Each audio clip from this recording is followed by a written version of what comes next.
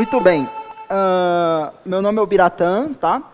E eu vou tentar utilizar aí os próximos 30 minutos aí para falar um pouquinho sobre NDK. Isso parte bastante de uma demanda que eu tive aí um dia desses. E eu não sei, eu tive vontade de falar sobre esse assunto e vou falar sobre ele hoje. Primeiro, quem aí já trabalhou com NDK alguma vez? Levanta a mão. Pouca gente, né? Pouca gente.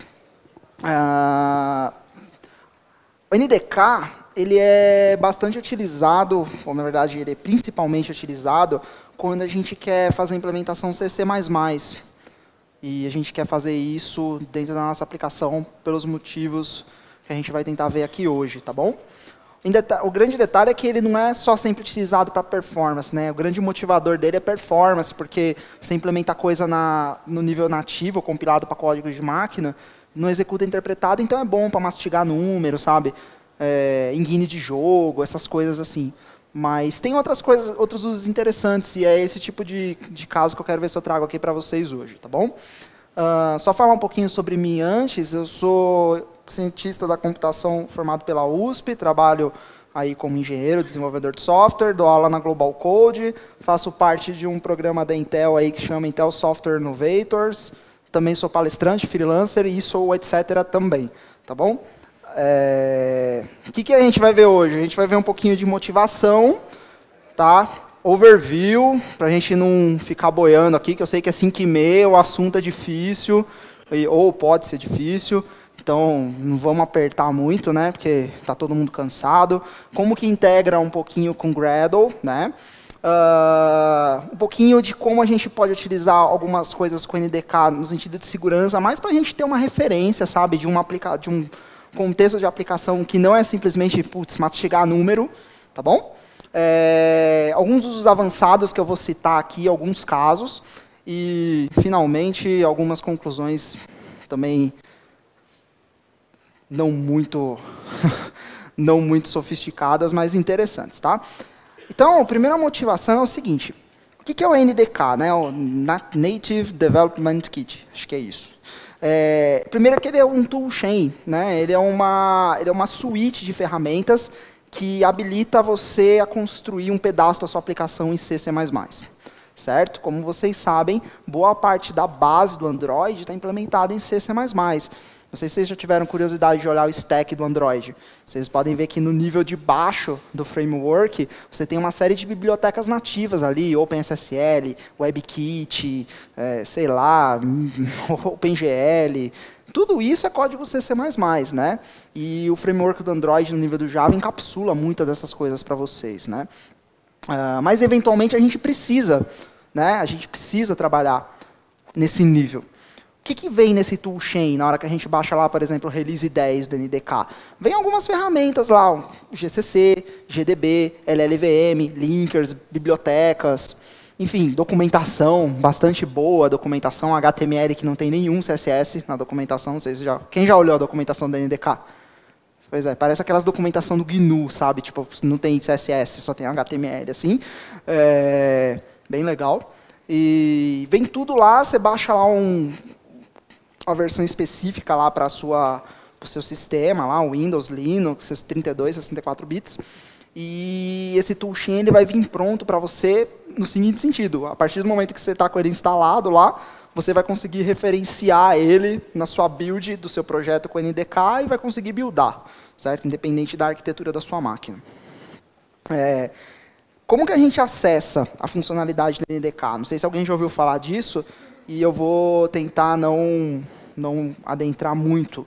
Mas a gente utiliza um padrão do Java que se chama JNI, Java Native Interface. Quem conhece aqui o que é JNI?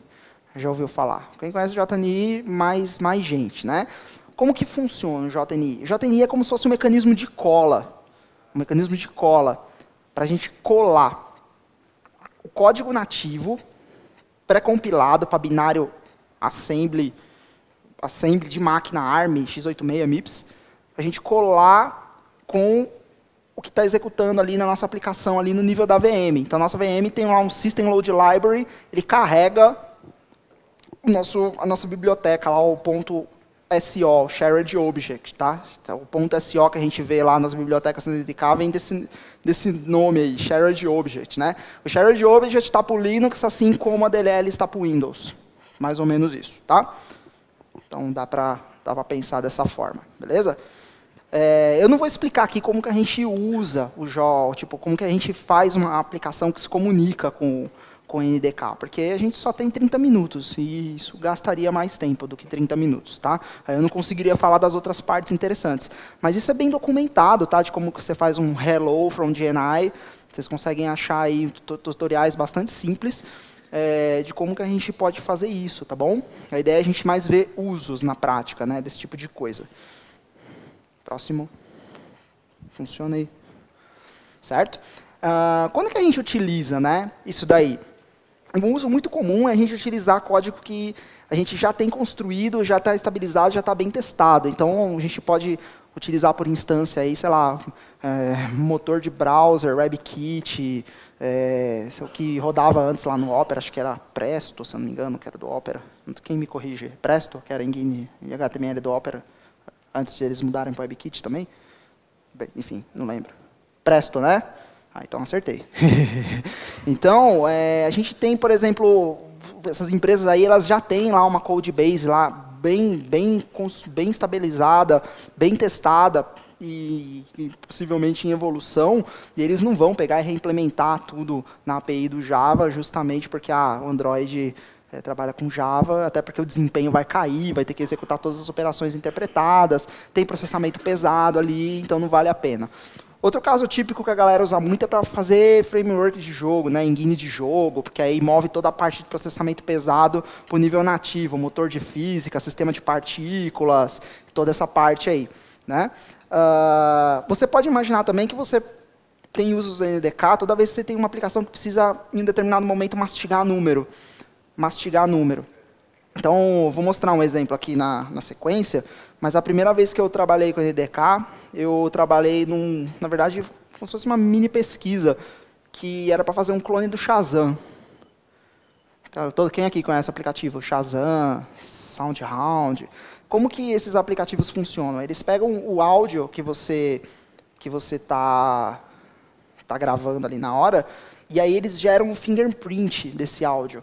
Isso envolve uma série de cálculos lá, transformar de Fourier, sabe aquelas coisas que não servia para nada na faculdade? Então, usa tudo aquilo lá, certo? Álgebra linear, todas aquelas coisas lá, faz um monte de conta, certo? Aí sai uma string. Aí essa string você manda para o servidor, que aí ele cruza lá com qual que deve ser a música, tá? Isso é um processamento pesado, tem que mastigar muito número, né? Então, é um uso típico do NDK, né?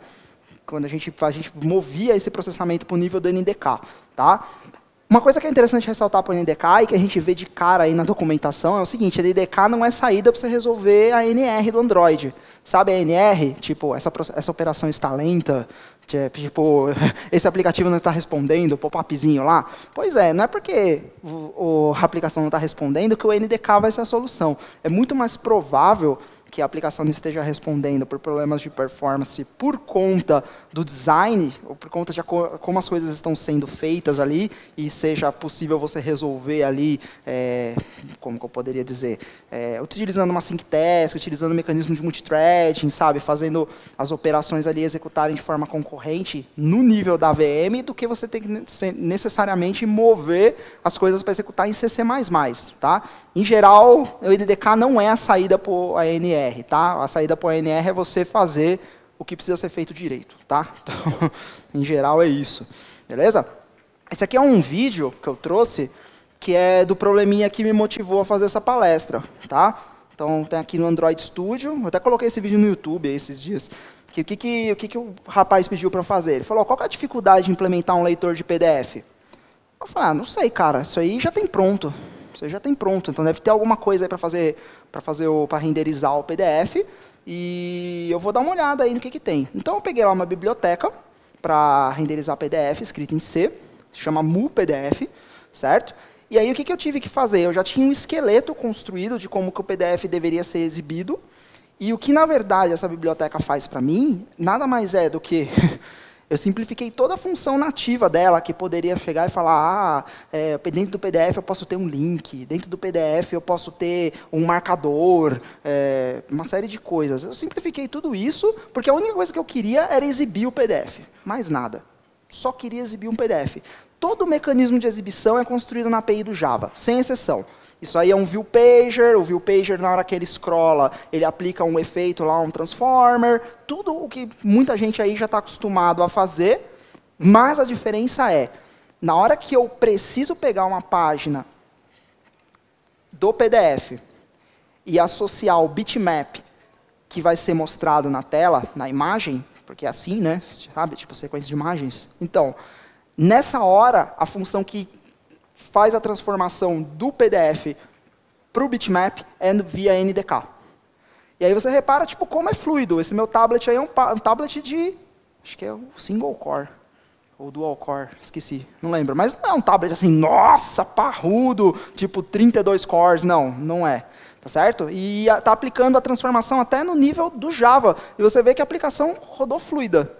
Certo? Também não é aquela coisa, só ver. Não dá para anotar, não dá para fazer, mas também era só para ver, então provei que dá certo, enfim, funcionou.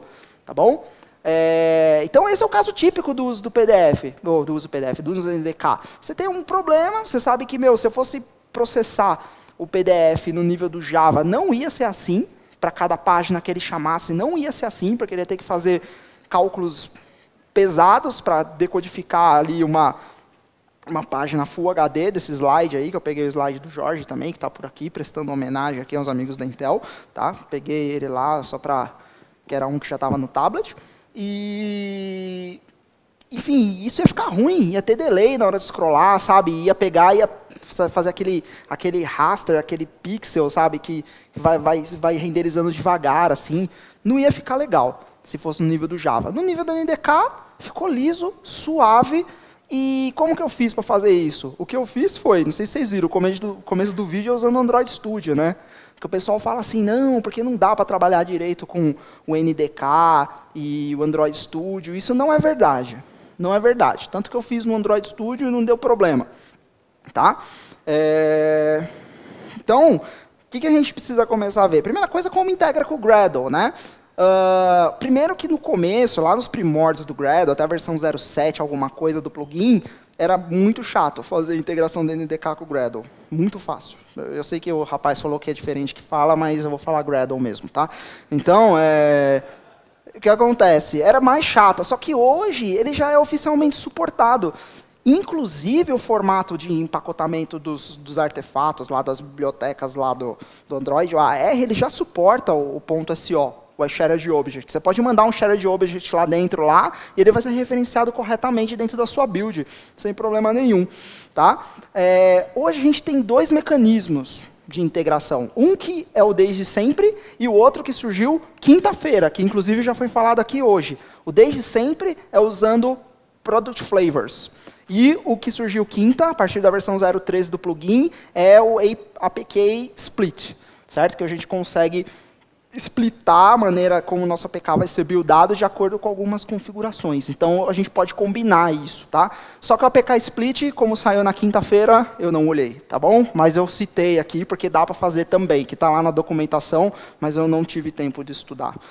Tá bom? Então, se alguém for assistir a essa mesma palestra quarta-feira, prometo que amanhã eu farei isso, tá? Porque hoje não deu tempo.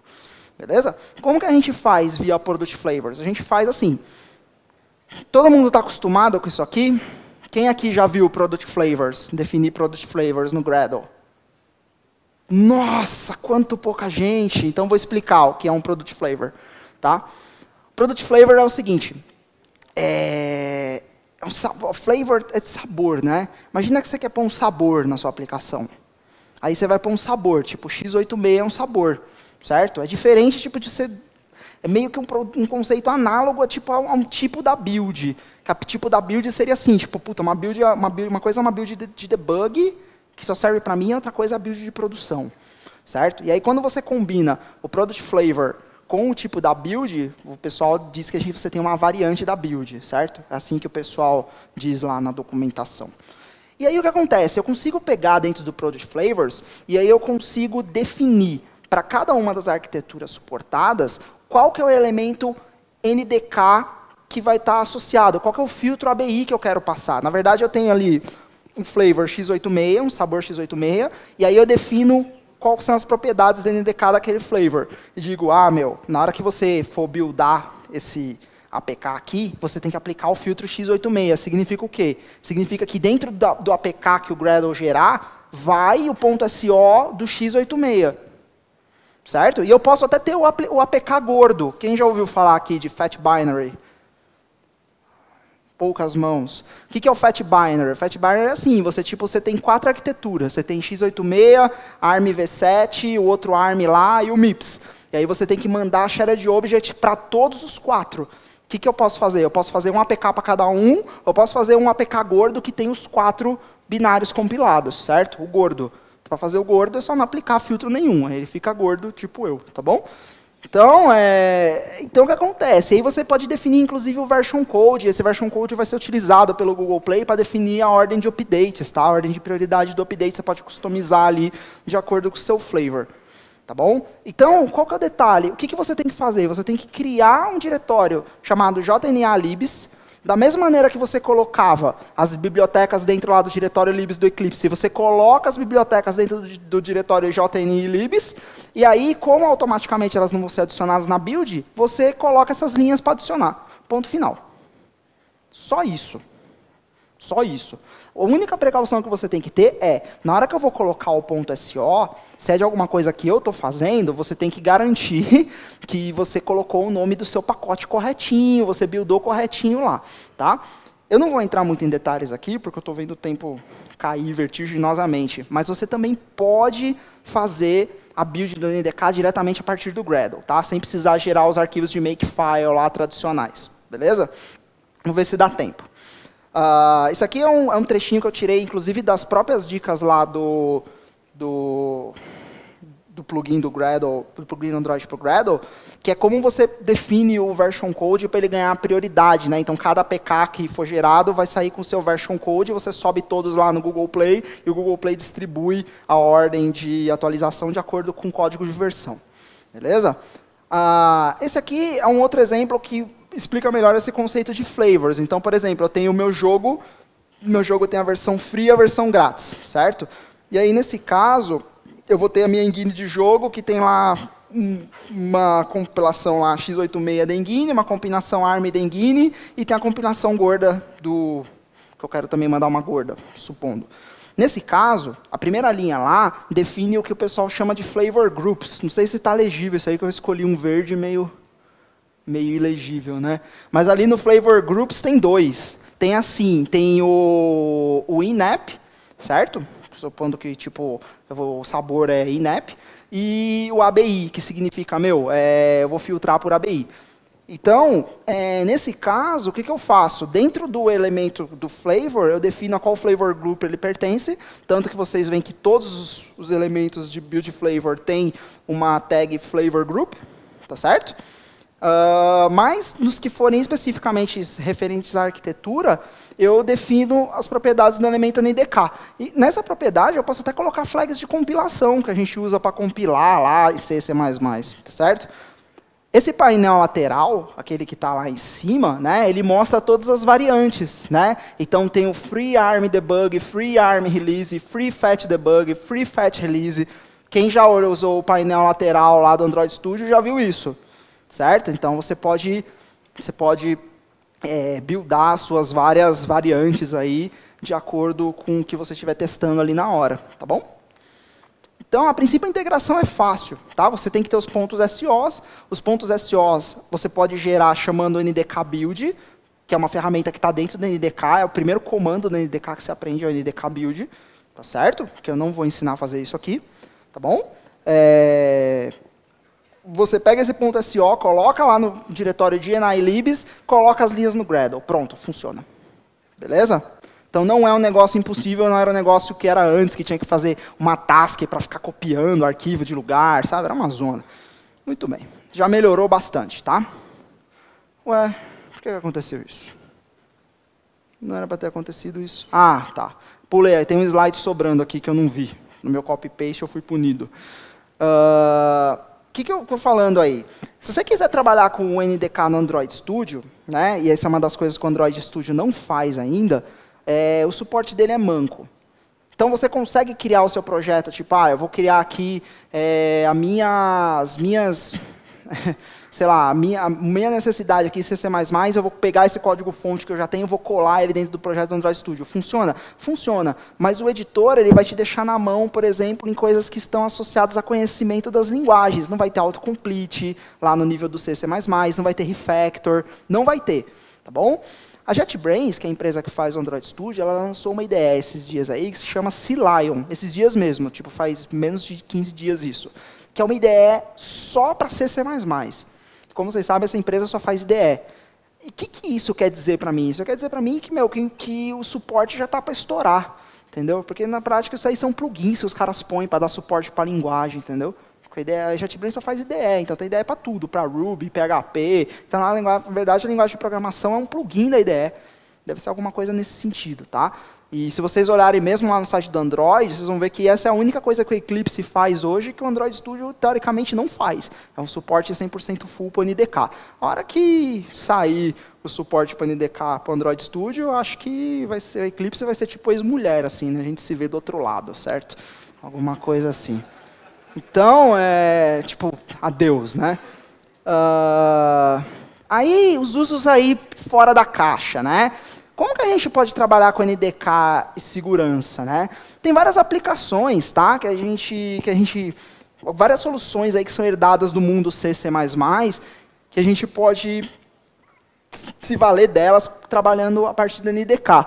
Uma coisa que eu acho interessante, que eu vi esse cara dando uma dica uma vez, é só pelo fato de você mover, por exemplo, uma chave, vamos supor uma chave da sua API, sabe? Aquela string que você usa para fazer chamada na API. Só de você mover ela para o nível da SDK já é um pequeno ganho, certo? Porque o cara vai decompilar a sua aplicação e não vai ver, certo?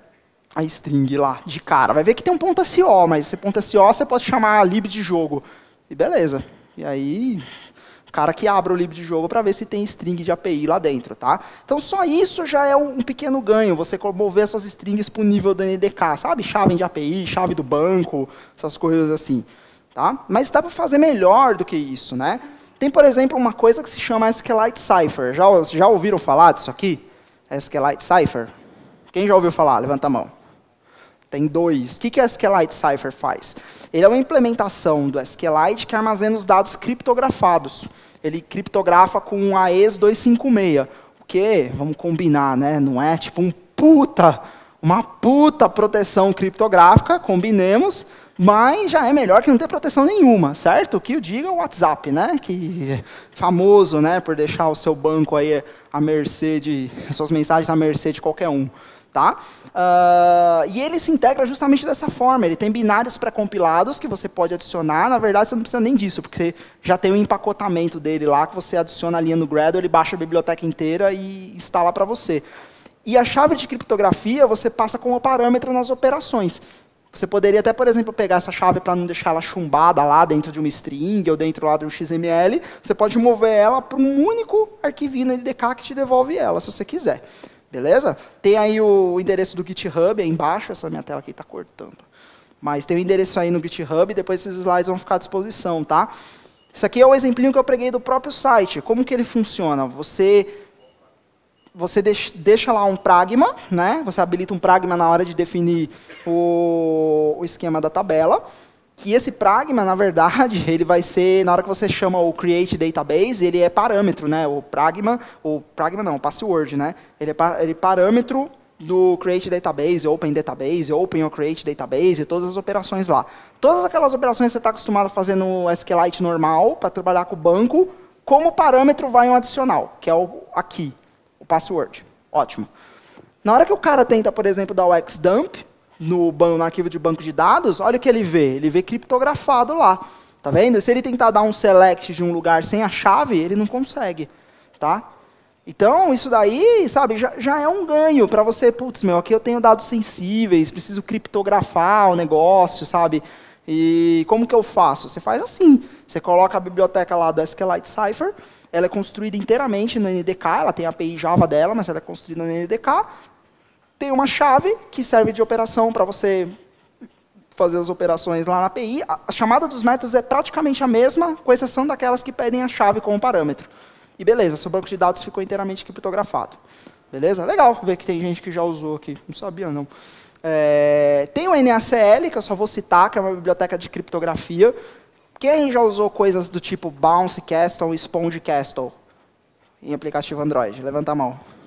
Só eu? Então eu vou baixar a mão para não me sentir sozinho. Mas, enfim, é para fazer coisa de criptografia, sabe? Imagina assim que você está fazendo uma aplicação que tem que mexer, por exemplo, com, sei lá, uma chave PGP. Entendeu? Se a gente poderia utilizar o Bounce Castle, que é uma solução aí conhecida, ou a gente pode utilizar o NaCl, desenvolvida por esse cara aí, o Daniel J. Bernstein, o Hashbreaker aí. Tá? E aí tem binds dela para a gente chamar ela do JNI, do NDK. Tá bom? Qual que é a vantagem? É uma biblioteca bem mais moderna do que o Bounce Castle. O Bounce Castle é meio antigona, e o Sponge Castle é um port dela para ela ficar um pouquinho menos lenta no Android. Tá bom? Então, se você utilizar o NaCl por JNI, você vai ter um ganho aí, um double gain. Uma coisa que eu acho interessante também, que foi uma coisa que eu vi outro dia, e que eu pretendo demonstrar semana que vem, é o obfuscador da LLVM. Sabe ProGuard? Aquele que você usa para obfuscar a sua build? Pois é, ele obfusca só no nível do ponto .class. Não é assim que o ProGuard faz? Ele obfusca o ponto .class, né? Pois é, mas quando você tem um código do NDK, esse código não tem nada a ver com as classes Java que sua aplicação compilou. É uma outra coisa. O que é esse obfuscador? Ele obfusca no nível do assembly de máquina. Mistura as paradas lá. Não adianta o cara tentar decompilar aquilo lá, ele só vai ver bagunça, certo? Uma coisa legal é que ele consegue ocultar as strings. Então, mesmo que o cara tipo abrir o assembly ou executar o programinha strings lá na linha de comando, ele não vai ver as strings da sua aplicação. Então, é uma maneira de você, por exemplo, chumbar, sabe, e deixar lá, por exemplo, token, sabe, consumer secret, sabe? Você chumba lá, manda obfuscar e ninguém nunca vai achar, só você acha, só quem tem um código acha. Tá bom? Tipo, é bem mais difícil do cara conseguir reverter isso aí. A configuração desse cara é bem mais difícil, tá? Por isso que eu não consigo demonstrar ele aqui hoje. Mas ele é uma boa alternativa, por exemplo, com uma coisa tipo o DexGuard, que faz a mesma funcionalidade, só que ao invés de fazer tipo, no código binário, ele faz no ponto .dex, que é gerado depois que build a aplicação. Né? Tem o exemplo dele aí, onde fica o código dele no GitHub. Tá? Então a gente pode fazer isso para esconder os nossos dados no nível do NDK. Né? Primeiro, move para o nível do NDK. E segundo, passa o obfuscador, com proteção de string. Então, já coloca aí uma layer de dificuldade bastante interessante aí para esses caras que ficam craqueando os nossos aplicativos. Né? E tem usos ainda mais avançados. Por exemplo, tem uma coisa que eu até estava comentando com um rapaz aqui hoje, que eu já utilizei, que eu acho que é um puta big win em relação a shared preferences, que chama SnapDB. Alguém já usou SnapDB alguma vez? Só eu sozinho de novo? Então, vou abaixar minha mão de novo para não me sentir sozinho. Exatamente esse barulhinho, né? Pi, pi, pi, pi, tipo sozinho, né? O grilinho. Esse aí mesmo. Então, o que acontece? O que ele faz, o SnapDB? Ele é um banquinho de dados implementado em C++, que armazena, que opera como NoSQL, armazena dados tipo chave e valor. O legal dele é que ele suporta tanto objeto serializável quanto POJO. Então, sabe aquela coisa, tipo assim, você faz uma aplicação, essa aplicação, a única coisa que você quer persistir é o usuário. Só isso. É o único banco que você tem que ter é o usuário. Aí você fica com preguiça de fazer na SQLite. Aí o que você faz? Você faz no Shared Preference, certo? Você não precisa fazer no Shared Preference, porque esse cara, eu acho que ele é mais fácil, ele é infinitamente mais performático que o Shared Preference. E você, é uma biblioteca que se adiciona com uma linha via Gradle, porque o artefato dele está disponível no Maven Central. E, cara, você tem um ganho de performance assim, absurdo. Como que ele funciona? Você pega tipo, uma instância dele, coloca lá um put, tipo, parece o put de Shared Preference esse aí, né? Chave e valor. E aí depois você recupera pela chave. Tem o gráfico de performance que o cara mesmo gerou aí, eu sei que está ilegível, né? Mas tem aí o gráfico de performance, o azul é o SnapDB, o vermelho é o SQLite. Aí você consegue ver para as operações do tipo ler 1000 strings, escrever 1000 strings, ler 1000 arrays de bytes, escrever 1000 arrays de bytes, certo? Tipo a diferença de desempenho, né? Enquanto as operações SnapDB são praticamente lineares, no SQLite varia muito. E isso é interessante também se do outro lado da sua aplicação, o outro banco de dados lá no servidor tiver um modelo não relacional, né? Então, na verdade, você pode criar um snapshot não relacional no seu aparelho, espelhando exatamente o que tem do outro lado. Tá bom? Sem tanta dificuldade. Beleza? Por fim, tem os casos de fronteira, que eu preciso falar para terminar. Tá? Tem um caso conhecido do Facebook, quando o Facebook utilizou o NDK para contornar um limite do DEX-file. Quem já ouviu falar disso? Limite do DEX-file. O DEX-file, quando a gente builda a nossa aplicação, ela gera um arquivo lá, classes.dex. Esses classes.dex só pode ter 64.000 métodos dentro desses classes.dex, certo? A primeira empresa que descobriu isso, pasmem, se chama Facebook, certo? E porque o código deles assim não deve ter muita coisa lá dentro, né? Especialmente coisa que não é usada e tudo mais. E o que acontece? Eles fizeram um patch no nível do NDK para contornar isso, tá? Tem soluções mais elegantes para fazer isso aí, tá bom? Não precisa fazer igual o Facebook fez. Uma coisa que é legal do NDK também é que toda a memória que é alocada pela biblioteca dinâmica da NDK, ela escapa do budget da VM. Então, se o budget da sua VM tem, por exemplo, 64 MB e você quer processar muitas imagens, se você processar essas imagens da maneira certa no nível da NDK, na verdade, você vai ter mais do que 64 MB na sua aplicação, porque isso não tem nada a ver com a RIP da VM, tá? Isso é conhecido, o Google diz que se os caras começarem a abusar muito, a gente vai podar isso aí, e não podou até hoje, então dá para continuar usando assim. Sabe, problema out of memory error. Quem já teve out of memory error? Pois é, bastante gente. Isso aqui é um jeito bem avançado de resolver, tá bom? Tipo assim, claro, certo que você pode fazer um jeito assim, não tosco, tipo, você deve estar fazendo alguma tosqueira lá que está dando out of memory. Mas se for o caso de não ser tosqueira mesmo, você sabe que os caras só usam Galaxy Y lá na operação, aí você pode resolver assim, tá bom? Você pode construir e carregar o seu próprio runtime, tipo, sabe, já ouviram falar de Mono? Sabe, Mono, Xamarin. O Xamarin, na verdade, nada mais é que um runtime construído em C++ que carrega lá, entendeu? Que a Dalvik VM carrega e fica operando junto com o Dalvik lá, ou com a RT. Tá?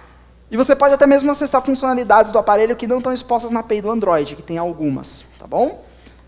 Meu tempo já acabou. Quais são as minhas conclusões? Primeiro que brincar com o NDK eu acho legal, me lembra meus tempos de faculdade, quando eu programava muito em C e C++. Segundo que a integração com o Gradle já é decente, tá? E está cada vez sendo mais aperfeiçoada. Exemplo do próprio lançamento do APK Splits, que já engloba funcionalidades no NDK, conforme eu comentei e não estudei. Suporte no Android Studio é questão de tempo, tá? Depois disso, adeus Eclipse. E é uma boa opção para você resolver problemas que talvez você ainda não sabe que estão pela sua frente. Tá bom? Acho que era isso. Estourei um pouquinho meu tempo, mas comecei atrasado também. Uma salva de palmas, então, para o Biratan. Obrigado. Muito obrigado.